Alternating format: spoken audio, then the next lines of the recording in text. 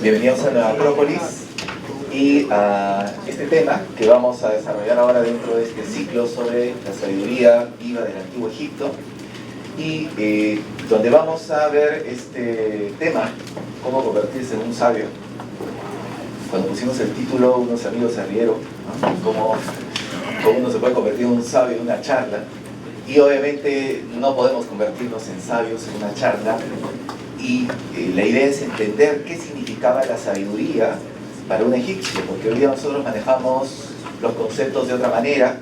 Hoy día consideramos que el sabio es una persona que ha leído muchos libros o una persona que tiene un conocimiento especializado sobre algún tema, ¿no? Entonces, en Egipto no se manejaba ese concepto de esa forma, y la idea de la sabiduría era hasta cierto punto distinta a la nuestra. Y todo partía, como decían todos en Egipto era una sociedad que para entenderla, primero tenemos que quitarnos un tanto los prejuicios que hemos obtenido por las películas. Lamentablemente no existe una buena película sobre Egipto. Todas tratan de la momia que anda persiguiendo a la gente, que se sale del sarcófago. O sea, historias de terror, ¿no? Historias de esclavitud, ¿no? Siempre persiguiendo al faraón, al pueblo judío. Pero nunca han hecho una película de los periodos grandiosos de Egipto. Y pocas veces entramos en contacto con su saber filosófico, que lo tenían. No como los griegos, ¿no? Pero vamos a ver que la finalidad finalmente era la misma. Ellos, como todo lo divinizaban, tenían un dios de la sabiduría. O sea, la sabiduría de alguna forma estaba representada por este personaje que aparece acá, que ustedes lo ven, es un dios con cabeza de un ave. Esta ave se llama Ibis.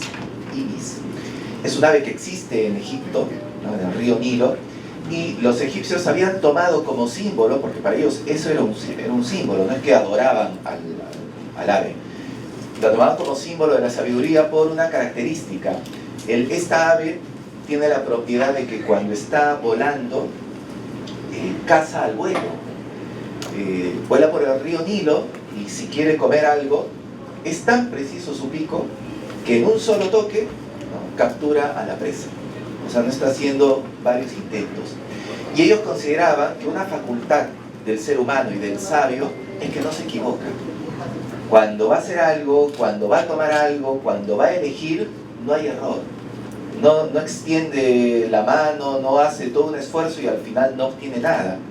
Que eso sería también característica de una situación de ignorancia. O sea, que nosotros hagamos mucho esfuerzo en algo y de pronto sentimos que no hemos obtenido nada. Incluso a veces podemos obtener algo, pero sentimos que es nada.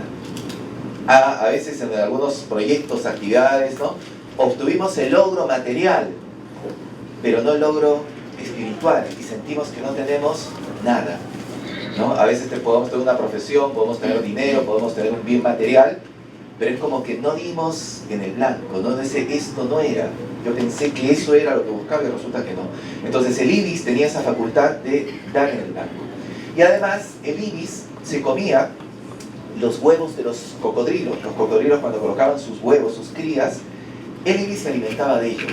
Y los egipcios en su simbología consideraban que el cocodrilo representaba la ausencia del bien, ¿no? En verdad no el mal, porque en Egipto no existe el concepto del mal, aunque nos parezca extraño, ¿no?, sino existe el concepto de la ignorancia. Entonces representaba la ignorancia. ¿Y qué hace el ibis? Se lo come. Antes de que nazca un cocodrilo, se lo come. Entonces, ¿qué era la sabiduría para un egipcio? ¿No? Atacar la ignorancia. Antes de que la ignorancia crezca, se ataca con sabiduría. Porque cuando la ignorancia es enorme, se convierte en un monstruo, se convierte en algo destructivo, ¿no? Y no hay nada peor que un ignorante. Y acá no estamos hablando, por si acaso, de analfabetismo. Hoy día nosotros asociamos ignorancia con el que no puede leer, ¿no? O sea, la ignorancia no es poder leer o no leer, ¿no? Porque hay gente que lee, pero, mejor dicho, que se supone que puede leer, pero no lee, ¿no? Y cuando lee cada cosa que mejor no hubiera leído nada, ¿ya? O sea, si uno va a leer ciertos diarios, ciertas revistas, si mi cultura, entre comillas, solamente es de chismes, ¿no?, de redes sociales, dónde está entrando algo diferente, algún tipo de idea de otro nivel, de otra altura, que eso es lo que buscaba un sabio. Y ahí vamos a ver justamente cómo por eso el atacar la ignorancia es buscar a los sabios, a los que saben más que uno. Entonces, se decía que en Egipto había una casa, y se conoce, donde se formaban los sabios, una escuela de sabios. Obviamente ustedes imaginarán el examen de ingreso para entrar a una escuela de sabios, que no es la misma a una escuela de genios que hoy en día a veces existen colegios de genios, dicen, ¿no?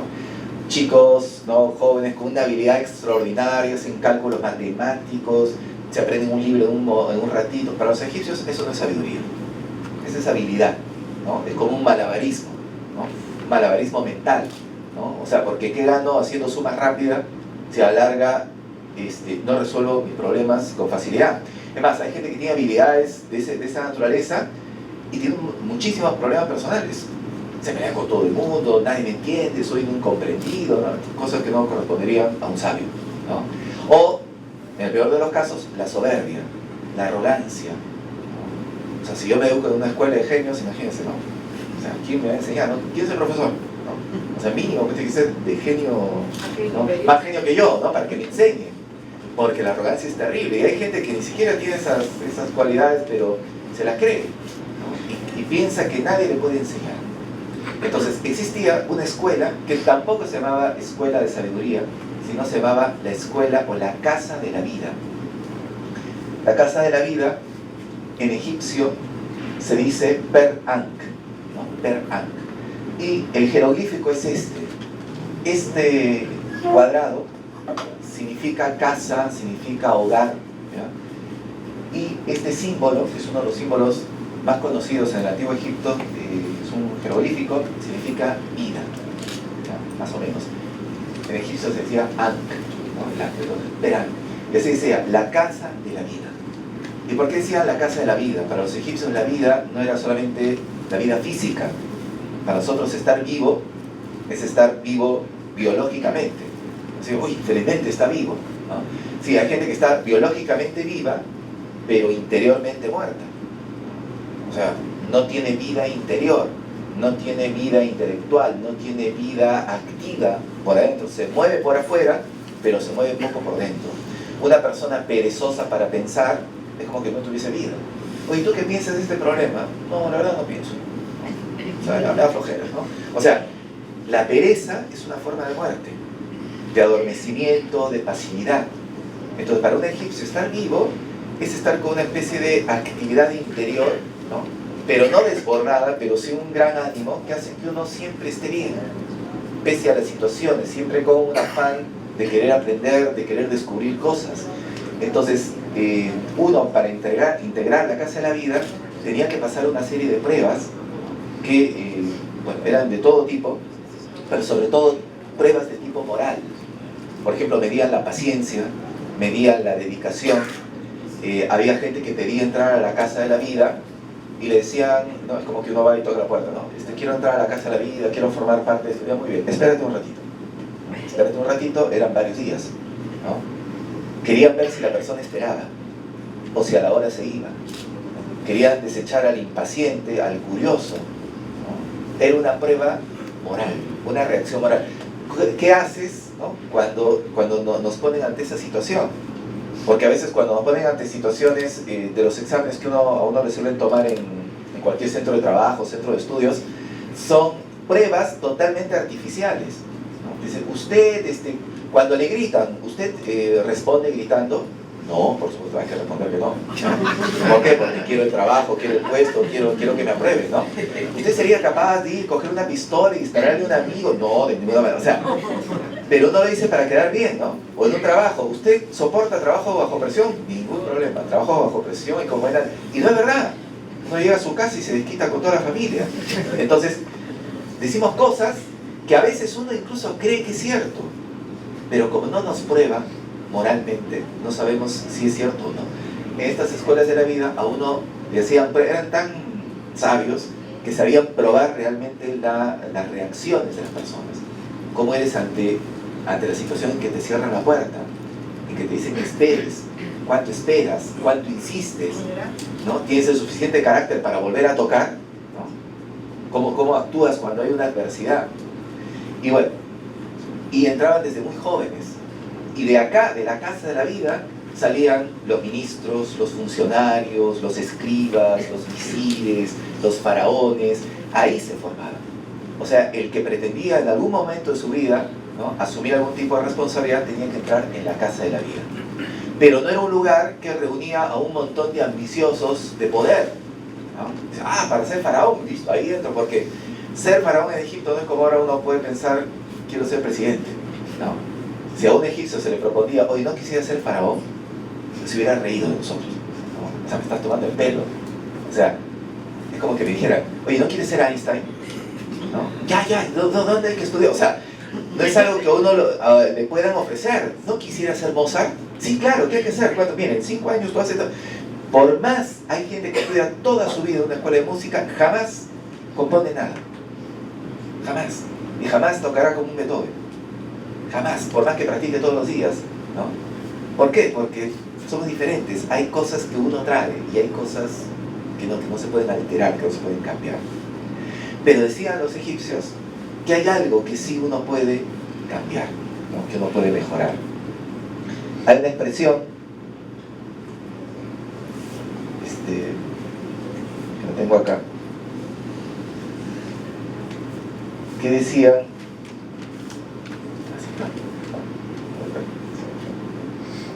nadie nace sabio, nadie nace inteligente.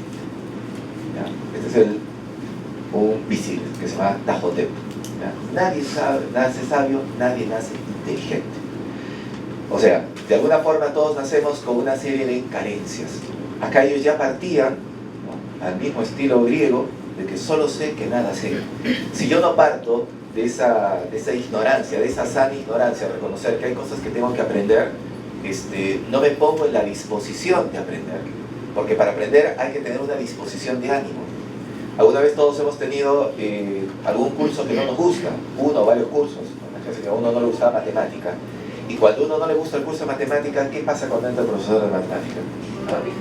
O sea, es una tortura. Y de pronto se está enseñando las cosas más básicas. 1 más 1 es igual a 2 y uno no está de acuerdo, ¿no? No le parece porque está peleado con la matemática y no quiere saber más. Y hasta lo más sencillo se nos hace complicado por esa indisposición emocional. Por eso no hay peor alumno que un alumno molesto, que una persona encolerizada. Una persona encolerizada no puede aprender nada. Una persona triste no puede aprender nada, porque no tiene la apertura, no ha abierto, como decían los egipcios, no ha abierto su corazón. Ahora vamos a hablar del corazón, qué significa en la sabiduría. No ha abierto su corazón para que la sabiduría pueda entrar. Entonces, cuando uno abre su corazón, reconoce de que hay cosas que necesita aprender de otros. Entonces, por eso decían, uno va a ir conquistando la sabiduría y va a ir conquistando la inteligencia. Y habían 2 dioses importantes en esta búsqueda, que están representados acá. Ahí está el Ibis, ¿ya?, que sería Tot, el dios Tot.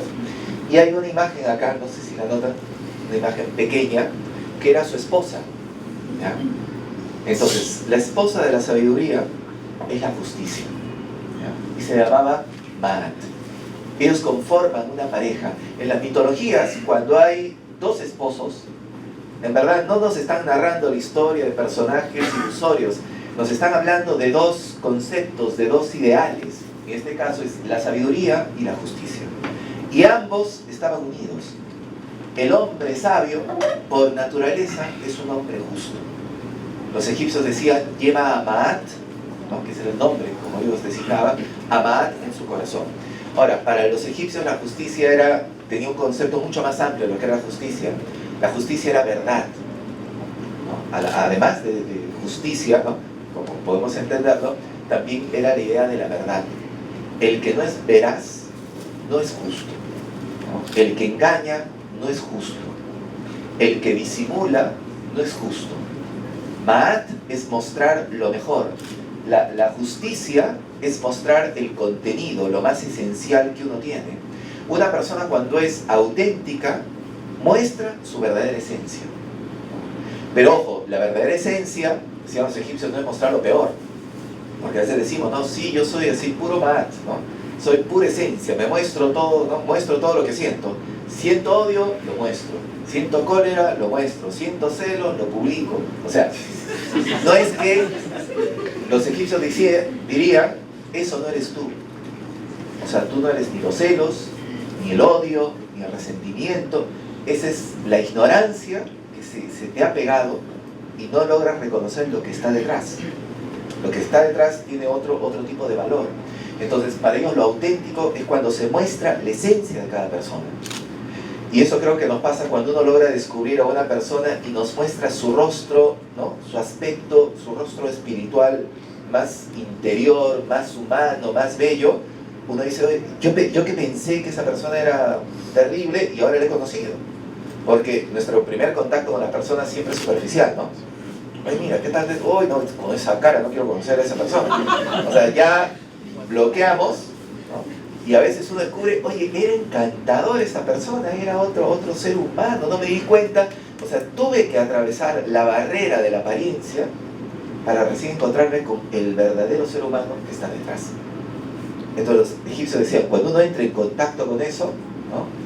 Entonces, y cuando uno muestra ese ser esencial, ha entrado en contacto con Maat. Eso es la justicia. Y sin ir muy lejos, ¿sí o no? Nosotros asociamos justicia con verdad. La gente pide que se haga justicia, pero para que se haga justicia se tiene que conocer la verdad. Si uno quiere ser justo, tiene que ser una persona veraz. O sea, uno no puede reclamar justicia a otros si vivimos del engaño. Y no pensemos por si acaso en el engaño como que no sé, engañamos a la gente, que también estaría mal. El estafar a las personas, el aprovecharnos de ella, el sacar ventaja, la famosa viveza, ¿no? La viveza criolla, no se dio cuenta y gané. Esa es ausencia de Maat. O sea, si los egipcios vivieran ahora estarían escandalizados, porque hoy día ante cada cosa la gente ya incluso ha perdido la vergüenza de robar, ¿no? Se ha vuelto lo que llamamos cínicos. O sea, roban en nuestra cara, y no me estoy refiriendo a lo que sale en la televisión, sino a lo común. Uno se olvida un celular en algún lado, ¿no? Y encima uno llama y el otro contesta, el ladrón, pidiendo rescate, ¿no? Sí, te lo va a devolver, pero te va a costar 500 soles, ¿no? O sea, con un descaro. Antes, creo, hace unos años atrás, los ladrones un poco guardaban sus apariencias, entre comillas, ¿no? Pero hoy no, es un descaro. Y no es que se esté mostrando lo esencial, es la pérdida total del sentido de la justicia.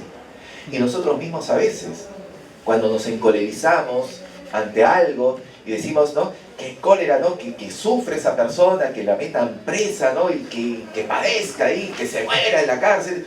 O sea, no estamos haciendo mal. No es lo verdadero, porque no sabemos lo verdadero. Y no solamente eso lo aplicamos a veces por cosas que vemos en los medios, sino en nuestra propia vida. O sea, con la gente, a veces si alguien nos engañó, ¿qué le deseamos a la persona que nos ha engañado? Su bien, ¿no? A lo mejor uno dice, a lo mejor encontró algo mejor que yo, ¿no? Que sea feliz. Muy bien, sigue tu camino. O sea, ojalá no, que sufra, ¿no? La voy a hacer sufrir, la voy a difamar, ¿no? Voy a inventarle cosas, ¿no? Y uno empieza a alucinar y perdemos el sentido de la justicia, ¿no? Y que sufre, y si viene a pedirme perdón, que sufra, ¿no? Es más, no le voy a dar las disculpas a la primera, ¿no? A la segunda, a la tercera, después de haber sufrido. Y pensamos que eso es justicia. Hemos empezado a confundir la justicia con la venganza.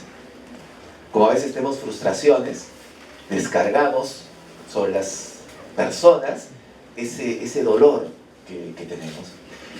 Para los egipcios esa era una barbarie, ¿no? Eso pertenecía al mundo de los salvajes, ¿no? Ellos decían, hacer Maat es que es en todo y es en tu vida privada. O sea, acá no estamos hablando de un sistema judicial que existía en Egipto. Maat era algo que incluso vinculaba a los seres humanos. Decían que si no hay Maat, si no hay justicia y no hay verdad en una persona, es imposible construir una sociedad. Porque una sociedad construida en base a mentirosos simplemente es una agrupación de personas. Nunca llega a ser una sociedad. A ver, un grupo de amigos que todos nos mintamos, nunca llegamos a sentirnos como una unidad, ¿no? Y todos nos mentimos. Ya, nos encontramos a tal hora. Sí, nos encontramos. Mentira. Y todos nos mentimos. Una sociedad donde no hay confianza, no puedo confiar en ti. Si digo, por favor, no abran ese cajón porque tengo cosas privadas, me voy y al toque van a estar ahí forzando ¿no? Viendo cómo abren y todo. Obviamente no podemos construir una sociedad si no podemos confiar en nadie.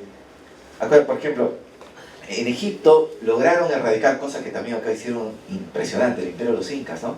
El robo. Acá en el Perú era una sociedad donde no había puertas. Increíble, no había puertas, ¿no? En Egipto también no había robo. No existía el robo, ¿no? ¿Por qué? Bueno, entre otras razones, uno puede aducir razones económicas, pero era un tema moral, era un tema de respeto, cosa que hemos perdido, ¿no? Entonces, había ese sentido de privacidad. Y lo que no me corresponde, uno mismo también aprendía a controlarse. Entonces, para ellos, una sociedad se construía en base a la solidaridad. Entonces, Ma'at también para ellos era ser solidario. Un hombre sabio, decían, es un hombre solidario. ¿Y qué es un hombre solidario? ¿Qué es una persona solidaria? Es alguien que ayuda a los demás. O sea, no vive para sí. Ayuda también a que otros sean mejores. Porque cuando nos encerramos en nuestro mundo, cuando nos desconectamos de la realidad que está pasando y nos volvemos egoístas, obviamente todo el mundo empieza a deteriorarse. Pero para ellos, por eso, la sabiduría estaba íntimamente ligada a la justicia, ¿no?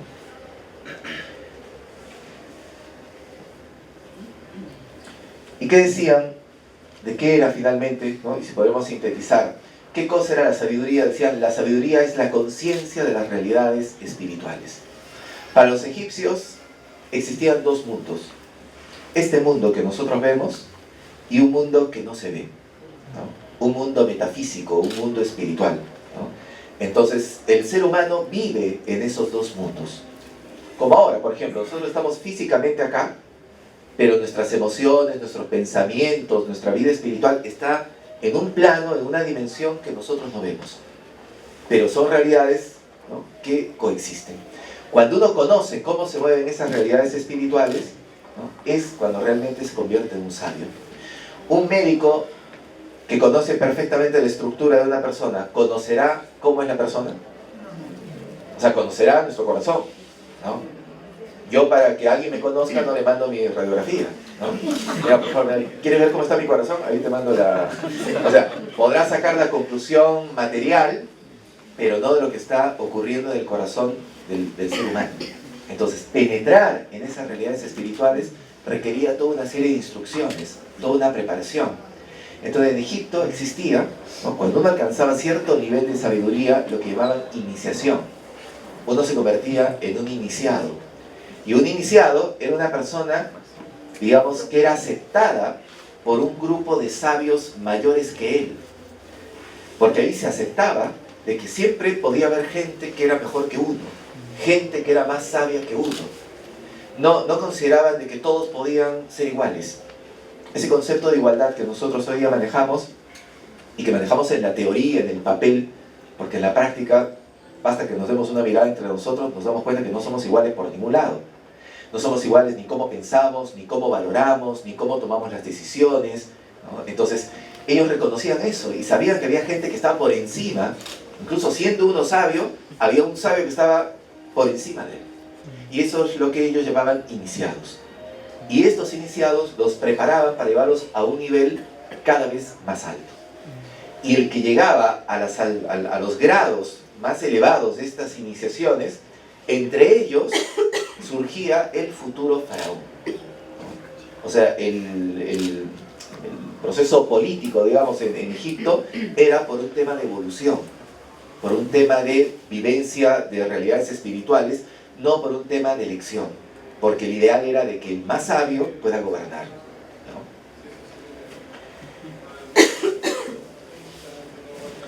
Hace un rato hablamos del corazón, ¿no? Y decían y mencionábamos, esta es la diosa Ma'at, como una pluma. ¿Por qué representaban los egipcios la justicia con una pluma? Este es su símbolo fundamental, ¿no? Si se ve a una mujer con una pluma, ese es, en la simbología egipcia, esa es la diosa Ma'at. Esta pluma es la pluma timonera, ¿no? O sea, las aves cuando vuelan, hay un grupo de plumas que son las plumas de la cola.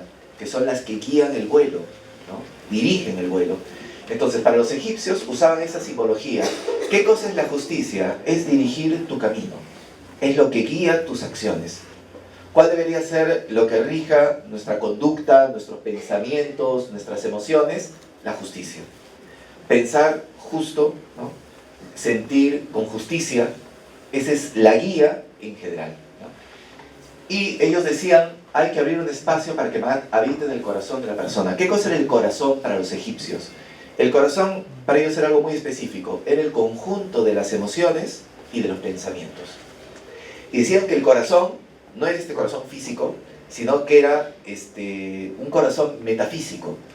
O sea, el mundo de las ideas y el mundo de las emociones es el centro de nuestra vida, porque nosotros vivimos en torno a eso. O sea, vivimos en torno a lo que sentimos y a lo que pensamos. Según cómo sentimos, cómo pensamos, construimos nuestra vida.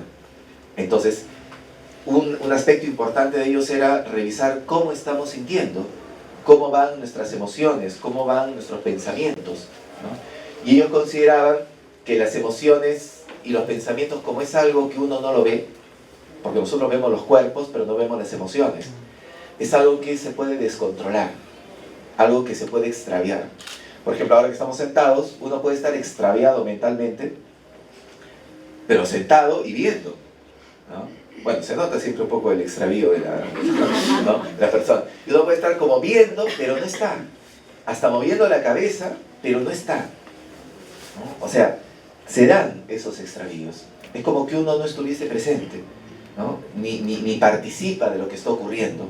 Y a veces nos encontramos con gente así, está en un lugar, pero es como si no estuviese. Sus pensamientos, sus emociones están en otro sitio. Y para los egipcios eso era como que la persona está descentrada. O sea, yo teniendo que estar acá, mi eje, mi centro, que son mis emociones y mis pensamientos, se han quedado en mi casa, se han quedado en mi trabajo. Entonces estoy como dislocado, ¿no? Traje a mi cuerpo, pero no traje mi corazón, ¿no? Hay gente que se va al campo, ¿no? A conectarse con la naturaleza, ¿no? Lleva su cuerpo, pero su corazón se quedó en casa. ¿Cómo estará la gente que he dejado? Solo está preocupado por mí, ya tengo que regresar, mañana tengo que ir a laborar, y no, o sea, entonces nunca estamos. Y cuando ya estamos sentados trabajando, ¿cómo no disfruté el campo? Ayer me vi con las fotos, ¿no? O sea, esa dislocación de nuestra realidad hace que nunca estemos, y que nunca estemos plenos en las cosas que hacemos. Es como que el corazón se nos fue, ¿no? Y lo peor que el corazón también se empieza a ensuciar, ¿no? La mente se empieza a ensuciar y empezamos a perder el rumbo. Entonces, por eso los egipcios decían, si uno no abre espacio a Maat, a la justicia, para que empiece a dirigir nuestras acciones, nos vamos a extraviar, nos vamos a perder. Y en la vida ellos consideraban de que uno puede vivir perdido y que toda su vida sea una pérdida, y que uno sienta en los últimos instantes de su existencia que no valió la pena vivir. Más, hay gente que siente que no vale la pena estar viviendo. Y si vive, es por hábito, es por la mecánica, ¿no? Entonces, los egipcios querían darle un valor altísimo a la vida. Y ellos justamente por eso se apoyaban en la gente que sabía. Ellos consideraban que uno siempre necesitaba un instructor. Y usaban una simbología muy especial. Ellos decían, por ejemplo, ¿no? Si uno quiere cruzar al otro lado del río, porque estaba el río Nilo, ¿no? que cruzaba, uno necesita una barca, ¿no? Un barquero. Entonces, gracias a un barquero, cruzo el río Nilo y no naufrago, no soy llevado por la corriente. Pero decían que la barca, no solamente uno necesita una barca para cruzar, ¿no? de una orilla a la otra, sino que también uno necesita una barca para cruzar de la ignorancia a la sabiduría. Cruzar de la ignorancia a la sabiduría era como subirse a una barca. ¿Qué era la barca? El saber, las enseñanzas, el maestro, el que te guía, ¿no? Entonces ellos tenían una expresión para el ignorante.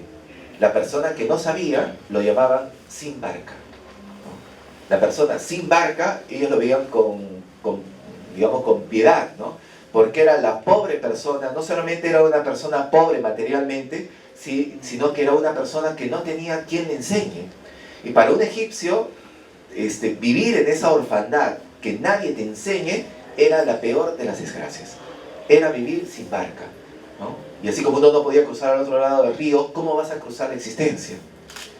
Y a veces nosotros nos pasa eso porque nuestra sociedad es una sociedad sin barcas. Andamos sin barcas. Y por eso uno naufraga. O sea, ¿cuál es ese naufragio que a veces uno vive? Que uno se ahoga en sus problemas, se ahoga en su vida y uno siente que la vida que ha elegido lo está destruyendo. Hay gente que ha estudiado y puso todo su empeño en su carrera, por fin consiguió el trabajo que tanto quería, de pronto ese trabajo tan anhelado es el que a uno lo empieza a matar, ¿no? Ahora empieza a doler el cuello, no tengo que hacer algún tipo de trabajo para relajarme, lo que tanto quería es la causa de mi enfermedad. Las ciudades hoy en día se han convertido en lugares donde la gente se enferma y tenemos que salir de las ciudades para recuperar nuestro equilibrio, ¿no?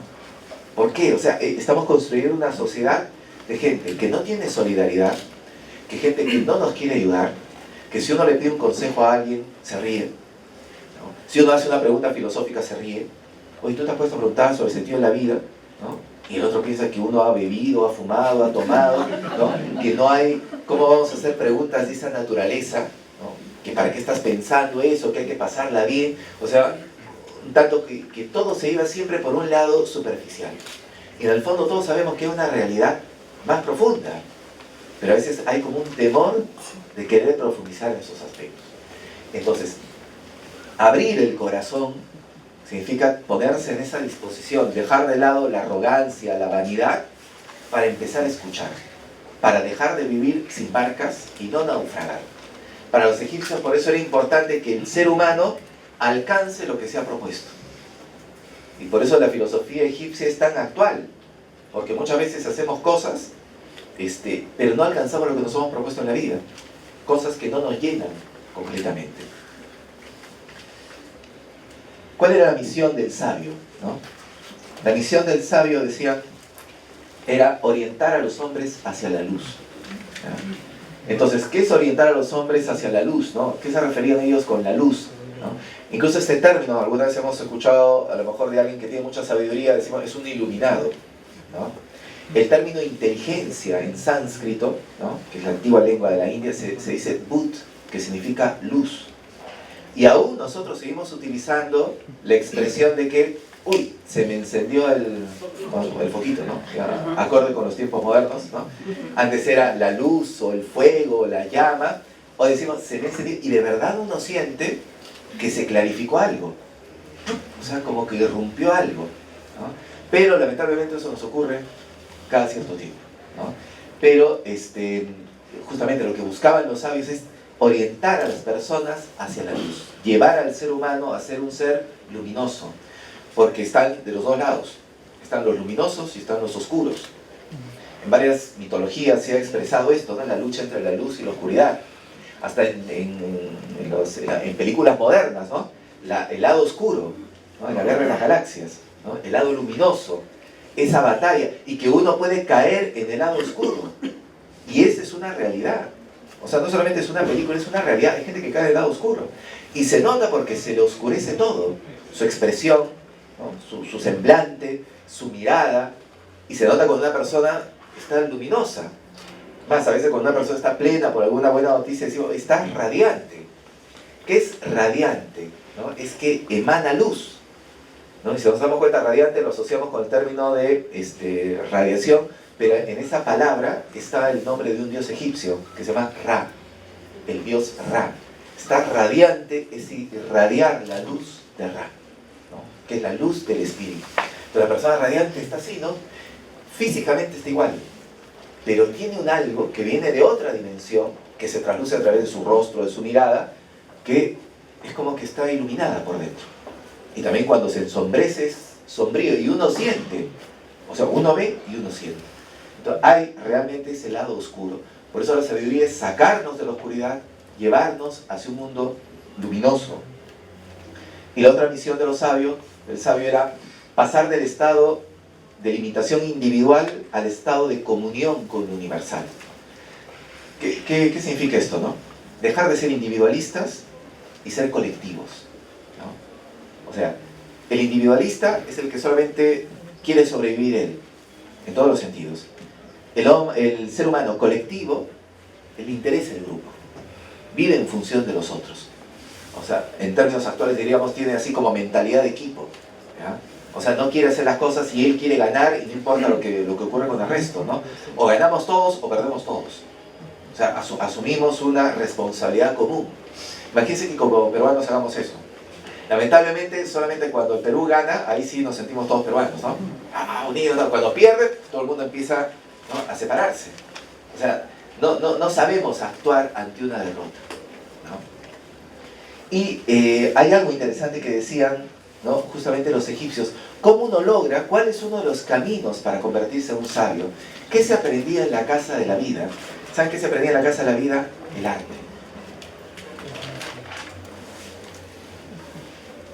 Pero el concepto de arte era mucho más amplio que lo que nosotros entendemos, ¿no? Ellos decían que el arte era un camino hacia la sabiduría. O sea, un artista se puede acercar al saber, ¿no?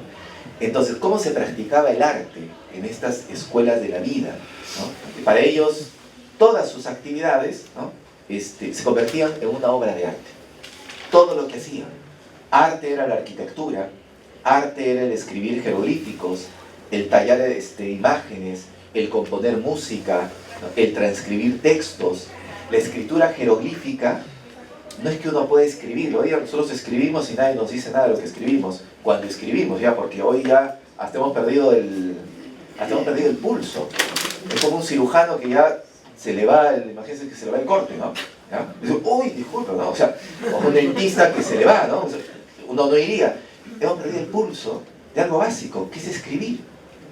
Oigan, ¿no? O sea, y de pronto usamos 2 dedos y hemos perdido la habilidad. Y cuando escribimos nos cuesta traducir esas palabras que están en nuestra mente y no nos sale la figura, no nos sale la letra y no nos estamos dando cuenta que nos están limitando en eso. Entonces decían que toda actividad se convertía en una obra artística, ¿no? Pero ¿cuál era la finalidad para ellos del arte? Ellos no practicaban el arte por el arte, como una satisfacción personal. ¿Cuál era la función del arte? Mostrar la esencia de las cosas. Es decir, si tomaban una piedra, ¿qué hacían de esa piedra? Trataban de embellecerla. Trataban de hacer de esa piedra algo único, ¿no? Si tomaban una madera y la tallaban y la pintaban, trataban de que esa madera deje de ser una madera común y corriente y se convierta en una madera única, ¿no? Entonces le daban vida a los objetos, ¿no? Le daban vida a todo lo que hacían. Pero que ese arte transmita algo. Transmita un mensaje espiritual, transmita un mensaje humano, ¿no? Ellos de alguna forma trataban, por decir, si tenían una pared, ¿por qué fíjense que he puesto, ¿no?, también, ¿por qué la llenaban de jeroglíficos y todos pintados? Decían era para darle vida. Le daban vida a la pared, espiritualizaban la pared. Ese era el concepto. Trataban de hacerla lo menos material. Que cuando uno viese una pared, no viese un muro, sino viese un mensaje. Y un mensaje que a uno lo lleva más allá de la pared, ¿ya? O si uno ve una obra bella, una pintura, de pronto llega un momento en que uno ya no está viendo la pintura. Evoca ciertas emociones, ciertos sentimientos que ya nos ha sacado, ¿no?, de ese lugar. Ese era el sentido del arte egipcio. Entonces, ¿qué estaban haciendo? Estaban mostrando, el artista estaba mostrando realidades espirituales. ¿Y quién debía ser el artista supremo? El faraón. El faraón debía ser el artista supremo, ¿no? Porque él va a manejar un arte que ahora vamos a ver que era el más difícil de todos. Acá hay unas pequeñas muestras de arte egipcio para darnos cuenta del cuidado con que ellos trabajaban, ¿no?, la perfección que ellos trataban. Y hay algo que llama la atención del arte egipcio. No es un arte que reproduce exactamente lo humano. Es que ellos no querían reproducir lo humano. No era su intención reproducir una figura humana, ¿no? Era transmitir un sentimiento, un sentir, ¿no? Muchas de las miradas de las esculturas, en verdad, no están viendo en este mundo, están viendo en otro mundo. No sé si han logrado ver alguna vez cuando una persona está extasiada mirando un paisaje. Si alguien nos pudiera tomar una foto cuando estamos viendo, no sé si alguna vez hemos subido una montaña o hemos ido a un lugar especial, de pronto nuestros ojos empiezan a ver de otra forma. Si alguien nos tomara una foto, se darían cuenta que no estamos viendo algo específico, estamos contemplando la belleza. Y eso es lo que trataban de reflejar, ¿no? Tenían pintura, este es un detalle, ¿no? de aves que pintaban, de árboles. Por si acaso esto tiene cerca de 5.000 años de antigüedad, ¿ya? Los colores siguen tan vivos, ¿no? Como hace 5.000 años. Hoy día nosotros pintamos una casa y el sol la mata a los 6 meses, ¿no? Ya es de otro color, ¿ya? Las cosas que hacemos no duran. Estamos hablando de 5.000 o más años de antigüedad, ¿no? Trabajaban el oro, ¿no? Con una perfección. Decían, el oro es la carne de los dioses. En Egipto el oro no tenía un valor económico, ¿no? Era un valor ritual, ¿no? Era un valor simbólico, ¿ya? Y acá está representado un dios, que es el dios Horus, ¿ya? Que es en forma de un halcón, ¿no? Y obviamente trataban de traslucir, y eso es algo que también nos lleva un tanto de Egipto, ¿no? Una especie de misterio, de que hasta los animales, porque no es un halcón, como que uno le dice un halcón, es como que tiene algo, a veces por detalles, ustedes se dan cuenta, acá tiene un símbolo, y tiene unas lágrimas, ¿no? Tiene una lágrima. Decían que la humanidad en Egipto concebían que había nacido, ¿no? De una lágrima de un dios. O sea, que en el hombre ya venía un dolor, nacíamos con un dolor, ¿no? Y que la vida justamente tiene ese ingrediente inevitable que es el dolor, y que el hombre tiene que saber sobrellevar ese dolor e ir más allá de ese dolor, ¿no? Los rostros que ellos colocaban, ¿no? Colocaban piedras en las miradas, ¿no? Piedras de personajes felices, no que están festejando una fiesta, ¿no? Sino que tienen una felicidad que viene de algo mucho más interno. Tenía la joyería, ¿no? Esta pieza, que pertenece a la tumba de Tutankamón, es de este tamañito, es de este tamaño, es como un prendedor, o sea, que está amplificada, trabajada con piedras, ¿no? Preciosas, con oro, representando un escarabajo que era el símbolo del renacer espiritual, por eso está con las alas abiertas.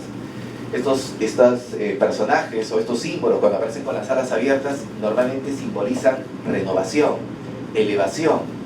El ave, en general, como símbolo, es un símbolo de elevación espiritual, es el que se levanta por encima de su propia pequeñez y puede volar, puede remontarse. Esculturas en madera, fíjense el trabajo de los ojos. O sea, parece un ojo, ¿no? Que ve, un ojo que está viendo, ¿no? Y eso es lo que buscaba precisamente el arte egipcio. Y acá otra muestra de arte. Tallar los jeroglíficos, porque estamos hablando de tallar en roca, ¿no? Es como que a uno le mandan a escribir, para nosotros es fácil escribir, ¿no? Pero a ver, ir a tallar y no hay posibilidad de error. ¿Ya? No hay posibilidad de error, porque uno se equivoca, rompe la piedra, ¿no? Y esto forma parte de todo un templo, y a veces es lo que uno no se da cuenta, ¿no? Como que no te puedes equivocar. Entonces el grado de perfección que alcanzaban, ¿no? Los artistas, ¿no? Y la lengua jeroglífica, que bueno, han hablado creo en la primera charla que estuvieron, es una lengua, podríamos decir, multidimensional, ¿ya? Es una lengua que suena, ¿no? Es una lengua que tiene un simbolismo por las figuras y que tiene un simbolismo cuando se combinan las figuras. Es difícil, muy difícil leer los jeroglíficos, ¿no? Y lamentablemente, como es difícil, hay pocos libros donde uno puede leer directamente lo que los egipcios escribieron, ¿no? Ahora voy a poner unos breves pensamientos para que sepamos qué decían ellos. Acá hay uno de esos textos que escribían los egipcios, ¿no? Decían, el que hable en el consejo debe ser un artista. La palabra es más difícil que cualquier otro trabajo. Entonces, por eso les decía, ¿no? El artista supremo, ¿quién va a ser? Los que asumen las más altas responsabilidades. Y hablar también se consideraba un arte. Hay gente que de pronto toca bien un instrumento, hace un cuadro bellísimo, y cuando va a hablar es un desastre, ¿no? Tipo, ¿no? De lo más. También saber hablar es un arte, ¿no? Dice, el que hable del consejo, y acá se refiere al consejo de los sabios, de los que gobiernan, debe ser un artista, porque con la palabra, como habíamos dicho que decían, la palabra es como una espada, ¿no? O protege o mata. y a veces uno mata con la palabra. Uno puede herir a una persona y dejarle herida años, toda su vida. Es más, a lo mejor uno tiene recuerdos de palabras que nos dijeron en un momento y aún uno la tiene atravesada. Nunca me olvidaré lo que me dijiste, desgraciado. O sea, y uno lo tiene ahí, ¿no? Ahora, también el tema, ¿para qué nos quedamos con recuerdos a palabras? Porque también hemos recibido otro tipo de palabras. También uno elige con qué se queda. Pero eso depende de cada quien. En lo que concierne a lo que cada uno haga, tenemos que saber que es una herramienta, es un arma, ¿no? el hablar, y es un arte. Acá hay un pensamiento de un sabio, Tajote, dice: que tu corazón no se envanezca a causa de lo que conoce. Pide consejo tanto al ignorante como al sabio, pues no se alcanzan los límites del arte y no existe artesano que haya llegado a la perfección. O sea, siempre manteniendo la cordura, no creer que ya llegaste, siempre pregunta, incluso al que parece que no sabe, algo te dirá. El buen carácter es un cielo para el ser humano. Una persona que domina su carácter, no hay nada peor que un mal geniado, ¿no? Y a veces uno cree que ese es un rasgo, digamos, de firmeza, ¿no? Que yo soy así, pues, y a mí todo el mundo me aguanta, y así, y en la oficina los tengo así todos formaditos, ¿no? Ni me miran, o sea, y uno piensa que es una muestra, pues, de liderazgo, de autoridad, en el trabajo, en la oficina. Nos estamos convirtiendo en tiranos. Que una persona no me pueda mirar, ¿no? Que una persona tiemble cuando yo llegue. O sea, ¿qué estoy haciendo de ese ser humano? Lo estoy debilitando, lo estoy fragilizando. Por eso decían, el buen carácter es un cielo para el ser humano. No hay nada más reconfortante que estar con gente de buen carácter, ¿no? Es como que uno llega y bebe agua fresca, ¿no? Cuando corazón y lengua no tienen defectos, diriges tu vida. El corazón, hemos dicho, ¿no? Las emociones y los sentimientos, ¿no? Fíjense, habla mucho de la lengua, ¿no? Del hablar, ¿no? La mala lengua del hombre estúpido es la espada que cortará su vida. No, más claro. No puede ser, ¿no? El que habla tonterías, ¿no? Un poco hoy en día se dice, ¿no? El pez muere por la boca, ¿no? En otras palabras, ¿no? Uno mismo con las palabras va desatando situaciones, va generando resentimientos, va generando situaciones problemáticas. Todo esto formaba parte de la vida del sabio. O sea, el sabio, por eso decíamos, no era solamente el que iba cultivando cultura, ¿no? O conocimientos en un libro, sino aquel que iba modelando su personalidad. Y ese hecho de modelar su personalidad, por eso lo convertía en un artista. ¿Qué es un artista? Modela, construye. Cada vez que hace algo, un artista tiene que volver a reconfirmar su capacidad de hacerlo.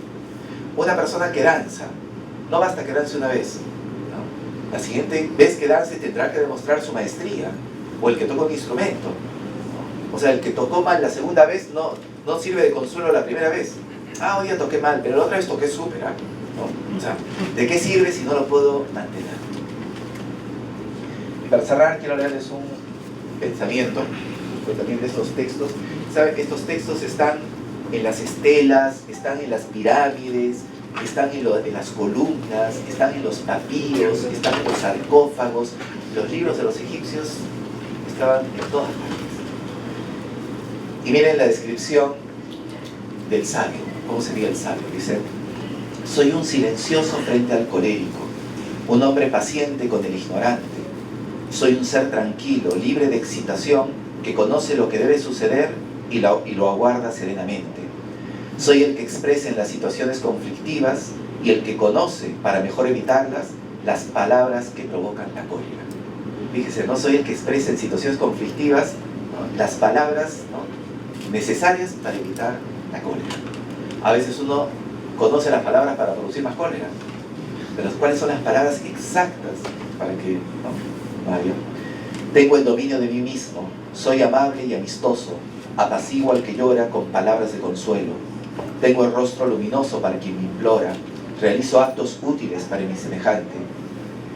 Identifico la perfidia cuando es formulada, mi rostro es fulgor, mi mano generosa, y no guardo para mí los alimentos que poseo. Soy el que conoce para quien no conoce, el que le enseña al que le es útil. Soy alguien que escucha y oye la rectitud, y que medita sobre ella en el corazón. Soy alguien que realiza en sus funciones que mantiene la calma. Soy alguien que se realiza sin apresurarse. Soy exacto como la balanza. Mi paso es firme, mi consejo excelente. Soy un conocedor que se enseña a sí mismo lo que debe ser conocido. Eso parece una estela, ¿no? Una estela, un muro, ¿no? La descripción, fíjense, un sabio. Imagínense encontrarnos con una persona así. O sea, qué bien nos haría que uno pudiese contar entre sus amigos, entre sus conocidos, gente de esa altura moral, ¿no? Obviamente Egipto pudo haber tenido imperfecciones, como todos los pueblos, pero buscaban el saber. Y realmente llegaron a tener sabios grandiosos. No en vano es una civilización que duró más de 5.000 años, ¿no? Con sus instituciones, con su orden, ¿no? Y con sus obras que hasta ahora aún nos siguen deslumbrando. Entonces, bueno, quiero hacerles ya para cerrar una invitación, ¿no? a este estilo de vida, porque a nosotros en la Acrópolis sí nos interesa no solamente Egipto como una curiosidad, sino como un camino. Su mensaje, si se dan cuenta, está escrito esto por lo menos del año 2000, hace 4.000 años. Es tan actual y tan necesario en nuestros días. O sea, podemos recurrir a muchas enseñanzas y eso es lo que hacemos en la Acrópolis. Bien, para cerrar, simplemente invitarlos, las siguientes charlas, ahora dentro del ciclo, en esta aula se va a dictar filosofía para la vida, sabiduría ante la muerte. Y en el aula que está cruzando el patio es claves para el conocimiento de sí mismo, según la visión egipcia. ¿Ya? Listo, les agradecemos su presencia. David, ¿tienen